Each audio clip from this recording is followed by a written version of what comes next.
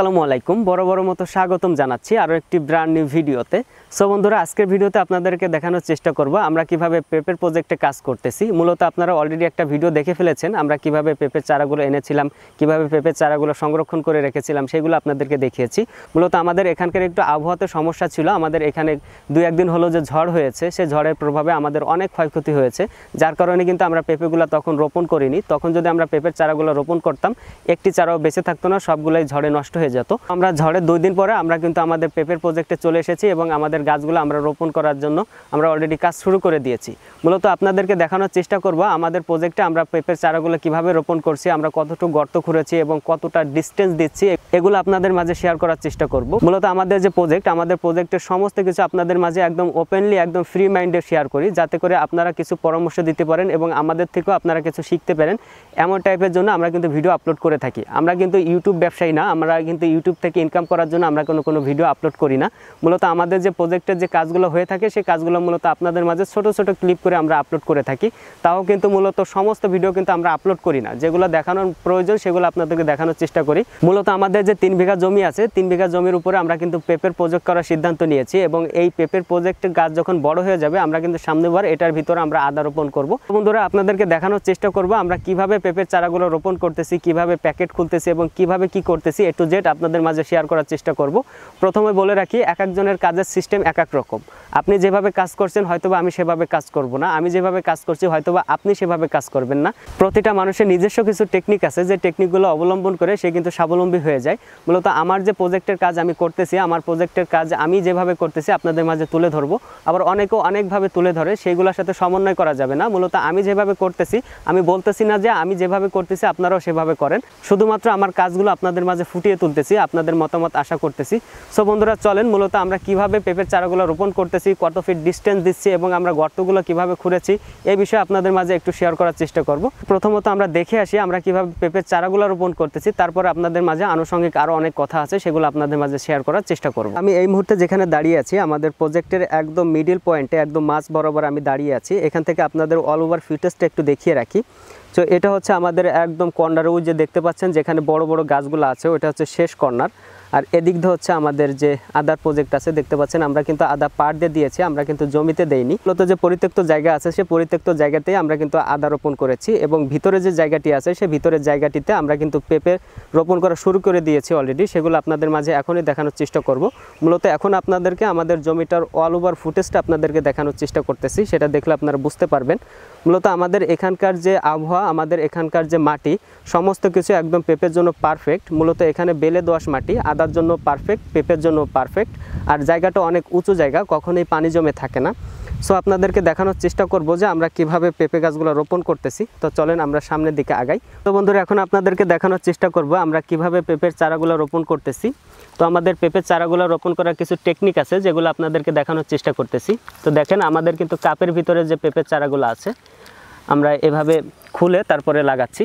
তো এটা হচ্ছে লাগানোর সিস্টেম হচ্ছে, আমরা কিন্তু 45 ডিগ্রি অ্যাঙ্গেলে দক্ষিণমুখী করে আমরা লাগাচ্ছি। এই যে দেখতে পাচ্ছেন, লাগানোর পরে আমরা কিন্তু গোড়ায় মাটি দিয়ে দিচ্ছি এবং লাগানোর সময় অবশ্যই খেয়াল রাখতে হবে নিচে যে গোড়াটা আছে, গোড়াটা কিন্তু চাপ দেওয়া যাবে না, হালকা করে ওটার উপরে মাটি দিয়ে আপনার রেখে দিলেই চলবে। মূলত এক একজনের কাজের সিস্টেম এক এক রকম, আমরা এভাবে রোপণ করতেছি।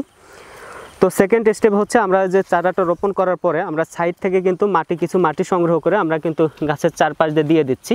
যদিও এখানে পানি বাঁধে না, তারপরে আমরা কিন্তু একদম রিস্ক নিতে চাচ্ছি না, কারণ পেঁপে গাছ পানি সহ্য করতে পারে না একদমই।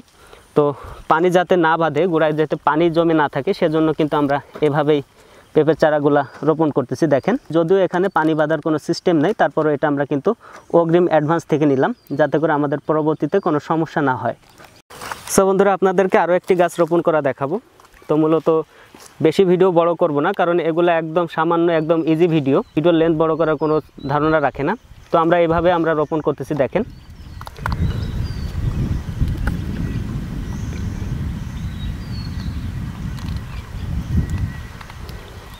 গাছটা আলতো করে ধরতে হবে, তারপরে হচ্ছে আপনার মাটিতে দিতে হবে, সাইড থেকে কিছু মাটি সংগ্রহ করে তারপরে হচ্ছে আপনার চারপাশ দিয়ে দিলেই গাছ রোপণ করা কমপ্লিট।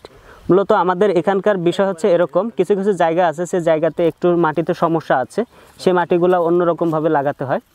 তো আমাদের প্রজেক্টের কাজ আমরা এভাবে চলমান রেখেছি। বন্ধুরা, এতক্ষণ আপনাদেরকে দেখালাম কিভাবে আমরা পেঁপের চারাগুলো রোপণ করতেছি। আসলে এটা আহামরি দেখানোর কিছু নাই, তারপর আপনাদেরকে দুই একটা চারা রোপণ করে দেখে দিলাম যে আমরা কিভাবে রোপণ করতেছি। এক একজনের রোপণ করার সিস্টেম এক এক রকম, আমরা এইভাবে রোপণ করতেছি। আমি বলতেছি না যে আমরা যেভাবে রোপণ করতেছি আপনারাও সেভাবে রোপণ করবেন।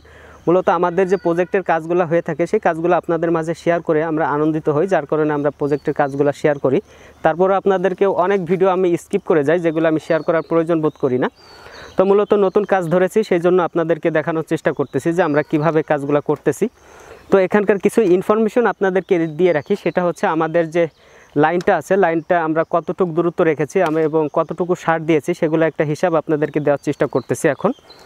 তো মূলত আমাদের যে দূরত্বটা রেখেছি প্রতিটা গাছের 6 ফিট বাই 6 ফিট আমরা দূরত্ব রেখেছি, কোনোটা 7 ফিটও দিয়েছি। মূলত ম্যাক্সিমাম 6 ফিটই দূরত্ব দিয়েছি, কারণ আমরা একটু বেশি দূরত্ব দেওয়ার চেষ্টা করেছি, কারণ গাছগুলার একটার সাথে আরেকটা যাতে লেগে না যায় সেইটা আমরা অবলম্বন করার চেষ্টা করতেছি। কারণ গাছ যতই ফাঁকা হবে ততই ফলন ভালো হবে। আসলে অনেকে মনে করেন যে বেশি গাছ হলে বেশি ফলন, বিষয়টা এরকম না। গাছের পর্যাপ্ত পরিমাণে আলো বাতাস লাগতে হবে, যার কারণে আমরা এই ধরনের পদক্ষেপ অবলম্বন করেছি। আমরা যে গর্তটা খুঁড়েছি সেই গর্ততে আমরা শুধুমাত্র জৈব সার প্রয়োগ করেছি, আমরা কোনো রাসায়নিক সার এখনো পর্যন্ত প্রয়োগ করিনি। এখানে যে গাছটি আছে, গাছের যে গর্ততে আমরা গাছগুলা দিয়েছি এটা হচ্ছে 1.5 ফিট বাই 1.5 ফিটে আমরা গর্ত খুঁড়েছি। গর্ত খোঁড়ার পরে আমরা কিন্তু জৈব সার দিয়ে 15 দিন আমরা এটাকে আটকে রেখেছিলাম। 15 দিন পরে আমরা কিন্তু এটার ভিতরে গাছগুলো রোপণ করতেছি। সো বন্ধুরা, বিষয় হচ্ছে এখন যেহেতু আপনাদেরকে দেখাচ্ছি আমরা পেঁপের যে কাজ করতেছি, মূলত এখানে আপনারা দেখতে পাচ্ছেন শুধু ফাঁকা জায়গা। মূলত পেঁপে গাছগুলো ছোট এবং চারা গাছ, যার কারণে আপনাদেরকে চোখে পড়তেছে না। আদার বস্তা যেরকম আপনাদের চোখে পড়তেছিল শুরু থেকেই, কিন্তু পেঁপের প্রজেক্টে কিন্তু সেভাবে চোখে পড়বে না। এই গাছটার বয়স যখন 2 মাস 3 মাস হয়ে যাবে তখন আপনাদের চোখে পড়বে যে হ্যাঁ এখানে কিছু একটা রোপণ করা হয়েছে। আর এখন কিন্তু সেভাবে কিছু লক্ষণীয় দেখা যাচ্ছে না। তো মূলত এই হচ্ছে আমাদের পেঁপের প্রজেক্টের কাজ। মূলত এই কাজগুলো আপনাদেরকে দেখানোর চেষ্টা করেছিলাম। ভিডিওটি ভালো লাগলে অবশ্যই লাইক, কমেন্ট, শেয়ার এবং সাবস্ক্রাইব করবেন, এবং পরবর্তীতে কি ধরনের ভিডিও চাচ্ছেন অবশ্যই কমেন্ট করবেন। আপনাদের কমেন্টের বেস ধরে আমি চেষ্টা করব আমার ভিডিওগুলো আপলোড করার জন্য। তো সবাই ভালো থাকবেন, সুস্থ থাকবেন। Till then take care, bye by.